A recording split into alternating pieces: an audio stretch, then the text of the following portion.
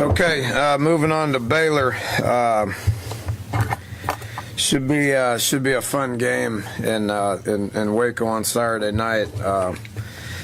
When you get right down to Baylor, you know obviously it's about some offense. Just knowing Coach Briles and his history with what they've accomplished offensively, what they've put on the field over the course of the years. It's pretty impressive what they're doing. They're number one scoring offense in the country, number one. It's number one everything it looks like, but averaging 750 yards and 70 points, extremely efficient. This dates back to the last 4 or 5 games of the year last year as well. From the whole overall team point of view, they've won 7 games in a row. And did it pretty impressively towards the end of the year with some big wins. So they're going to be confident. They're going to be ready to go. They're coming off a bye week. They're going to be fresh and energetic, and will be a pretty dynamic place to play on Saturday night. Defensively, they've shown a whole lot of improvement. It's about the same guys that we faced when they were here last year. They haven't changed a whole lot. Their personnel, they got a lot of experienced guys. Anytime you start 7 starters like that bunch who played last week on defense, they were tough. And the reason I felt like they were extremely tough is because they had 7 or 8 seniors that were playing at a pretty high level. Baylor's defense is very similar. They got 7 or 8 starters that are playing a lot, that have taken a bunch of snaps. And Coach Bennett's been there for quite a while. Been speaking the same language to them for quite some time, and they're just doing it at a very high level. They've created nine turnovers. I think they've scored 5 or 6 times on defense. I don't know exactly what that number is. When I'm watching the tape, I'm like, geez, another touchdown for their defense. I think their defense has scored more points than they've given up, over the course of 3 games. So a little bit of an unknown. Just they've only played basically 3 half games, with their starters. They just haven't played a whole bunch this year, but we're very familiar with them because it's the same group. They've been together there for 6-7 years. It's the same offense that they've been running since he won high school championships at Stephenville in Texas. And defensively, I look at it, looks like what we prepared for when we went against Coach Bennett when he was at Kansas State. So very familiar with what they are, who they are, what they're about, and looking forward to the challenge to yet playing another undefeated top 15 team, and that's what we like to do. So looking forward to the challenge this week. With that said, take some questions. Dana, is that you mentioned that kind of off the cuff there, that another undefeated team? Does that begin to wear on you at some point? I mean, even in the Big 12, this is unusual, what you've faced so far. Yeah, we don't face one next week. We're playing a 0-0 bye team, but then the week after that, we're probably going to face a 6-0 top 15 Texas Tech team. So, I don't know. Get used to it. It's not something that's going to catch us by surprise. We've played on the road. We've handled a quality opponent on the road. We obviously didn't handle one, but we have handled one that's pretty good. The travel won't affect us. I can tell them about what the environment's going to be like. I don't know. Nothing that they throw at us is going to surprise us. We've been in 5 real games, and we've handled most of them okay. So I think we're prepared to go do it. I don't know if that answered your question or. Danny, you mentioned their defense obviously greatly improved, like yours.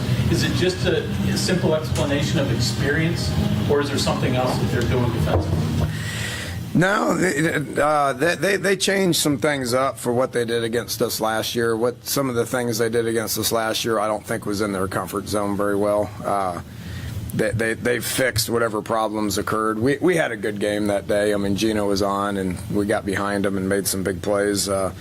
It's how they play, too. That wasn't the only high-scoring game that we were in last year. It wasn't the only high-scoring game that they were in last year. There is some things that happen throughout the course. It's kind of how they play. I mean, they're much more up tempo than Oklahoma State. We pushed the ball last week, but not nearly as much as we pushed the ball last year. So last year when us and Baylor got together, you were looking at two experienced offenses that really pushed the envelope on tempo. We haven't been doing that as much, but we did it more last week, and we were more comfortable doing it last week because we did a little better job of moving the ball. With that said, they're going to do it all the time. But last week there was a lot of change of possessions. This game coming up, there will be a lot of change of possessions. So the more possessions you have, the more plays you run, the more chances you have of scoring points. So it's in their nature to have high-scoring games. But yeah, both defenses are better. Both defenses have senior leadership. We're getting tremendous senior leadership out of Will Clark, Shaq Rowell, Darwin Cook, Doug Rigg. That makes a difference. And then all the freshmen that we played last year are not freshmen anymore. We don't have a revolving door at safety when it comes to a lot of new people. We have a couple of JC guys that Dontrell Hyman and Brandon Golson that are rushing the quarterback at a very high level. So we have a different dynamic going on than what they do. What they do is they got guys that have been starting there for a long time, and they've got a year better.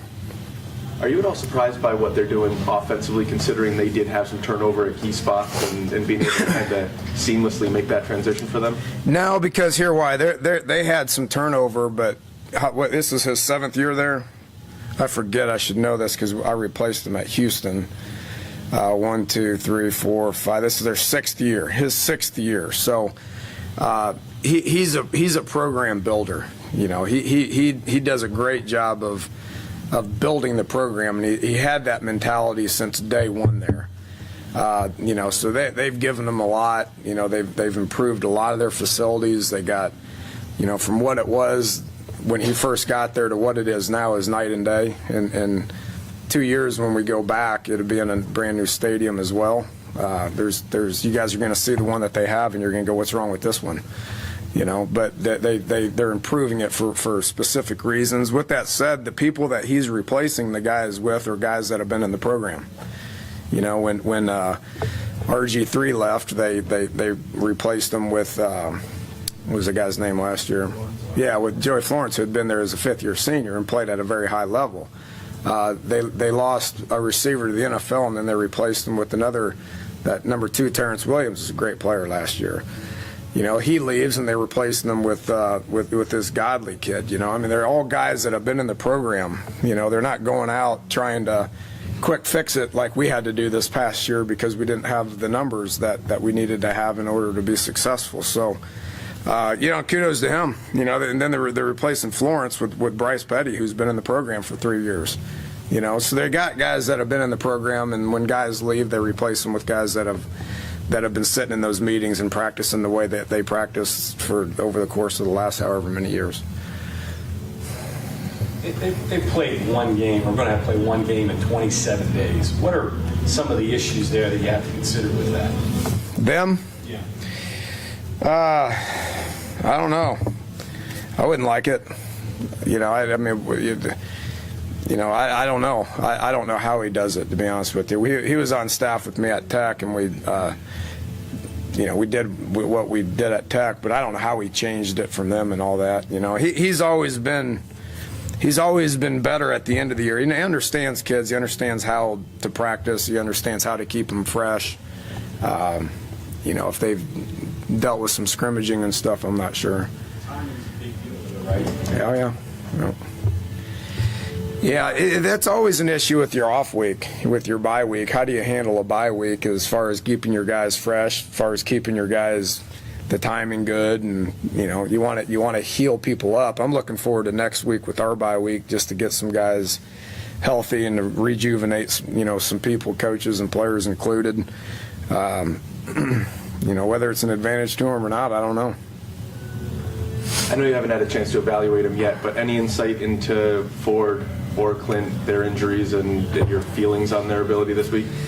They're day to day. I don't. They didn't go on Sunday. I mentioned that yesterday, but we didn't try to let them go on Sunday. We purposely put ice on their parts and let them sit around, and then rested up and did a bunch of treatment yesterday and today, and we'll go out and see what they can do today. If they're both healthy, do you have a feeling on who you go with? Well, then again, health. I don't know what healthy means. If they're 100% right now, we would probably go with Clint, just because he did a good job of keeping plays alive and had some savvy to him and reacted to the game of football pretty well. With that said, if he's half speed and Ford's 100%, it'd probably make more sense to go with Ford. But if they're both 50%, it might make more sense to go with Paul.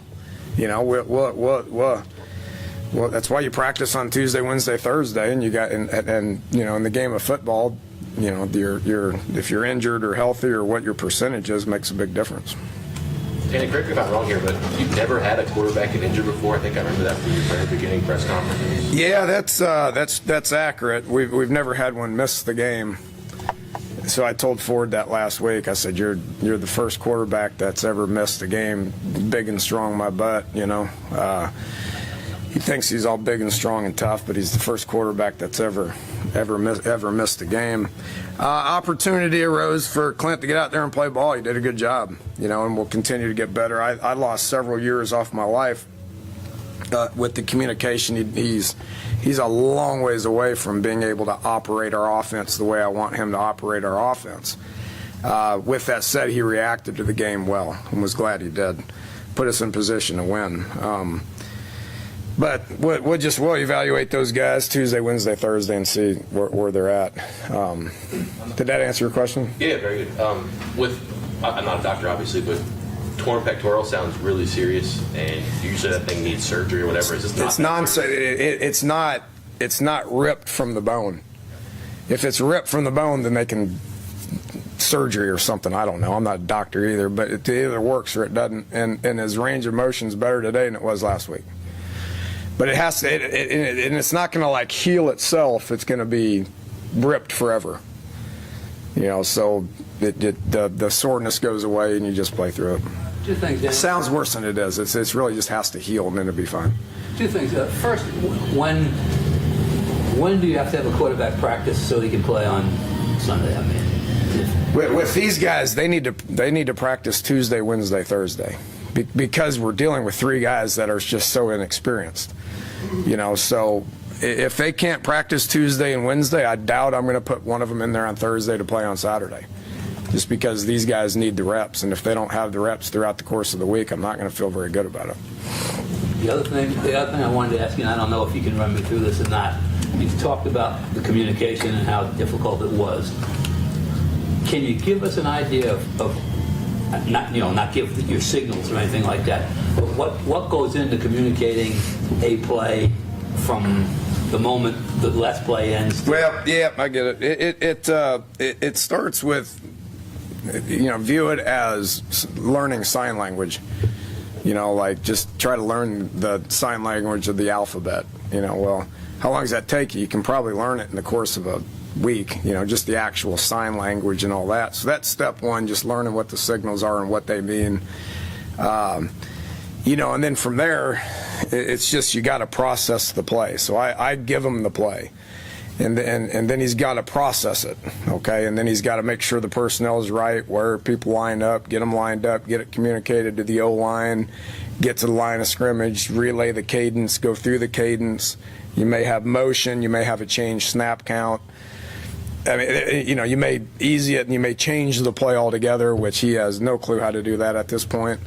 The more you do that, the easier it gets, and that's what he has to improve on, and that's on him. He should be better at that right now. There's times in the game where I signaled a play to him and he looked at me and like I was from outer space, and that's when that's when I would throw my fits. Because it's just frustrating, because it's like communicating with somebody that speaks a different language. So the language that they learned at Florida State's different than the language that we're speaking here. obviously, and it's taking him some time. And then from there, it's all about, okay, I got it. It communicates it to everybody. And now, okay, now what do I do with the ball? Well, that's a whole nother thing. That's experience. That's, but the good news is when he snaps the ball, reacting to the game of football is why we won.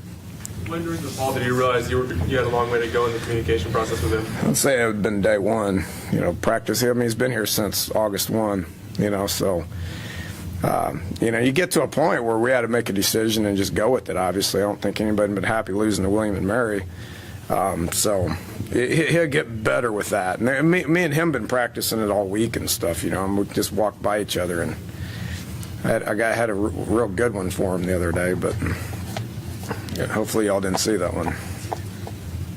Josh Lambert, can you talk about him a little bit? He had one blocked, missed one, and came back to hit two pretty huge field goals for you later. I mean, to get that out of a young kid. Yeah, it's probably because I didn't yell at him. I would have yelled at him a year ago, but I promised Coach DeForest I would not talk to the kickers under any circumstances whatsoever. Just missed one. It wasn't a chip shot. He missed the first one. I think one got blocked. The one got blocked, the guy lined up off sides. Well, no wonder he gets there and blocks it when he's lined up 1.5 feet off sides. I could get there if I line up off sides.